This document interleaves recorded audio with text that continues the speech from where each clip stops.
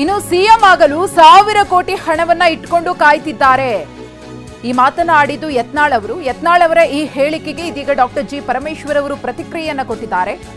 ಯಾರು ಇಟ್ಕೊಂಡಿದ್ದಾರೆ ಅನ್ನೋದನ್ನ ಯತ್ನಾಳ್ರೇ ಹೇಳಬೇಕು.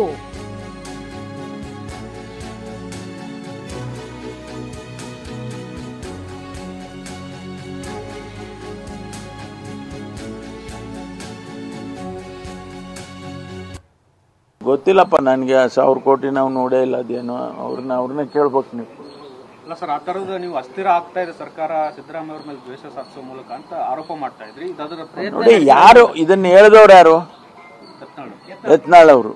ನೀವು ಆರೋಪ ಮಾಡ್ತಾ ಇದ್ರಿ ಬಿಜೆಪಿ ಕಡೆಯಿಂದ ಅಸ್ಥಿರ ಆಗ್ತಾ ಇದೆ ಸರ್ಕಾರನ ಬೀಳ್ತು ಅಂತ ಕೆಲಸ. ಗೊತ್ತಿಲ್ಲ ನನಗೆ ಯಾರು ಅದನ್ನ 1000 ಕೋಟಿ ಯಾರು ಮಾಡಿ ಇಟ್ಕೊಂಡಿದ್ದಾರೆ ನನಗೆ ಗೊತ್ತಿಲ್ಲ. ಅದು ಸರ್ಕಾರ ಅಸ್ಥಿರ ಮಾಡೋದಕ್ಕೆ 1000 ಕೋಟಿ ರೂಪಾಯಿ ಮೊಬಿಲೈಸ್ ಮಾಡೋದು ಯಾರು ಮಾಡಿದ್ದಾರೆ ಅಂತ ಗೊತ್ತಿಲ್ಲ. ಯತ್ನಾಳ್ನೇ ಕೇಳ್ಬೇಕು, ಎಲ್ಲಿಟ್ಟವ್ರ ದುಡ್ಡ ಅಂತ.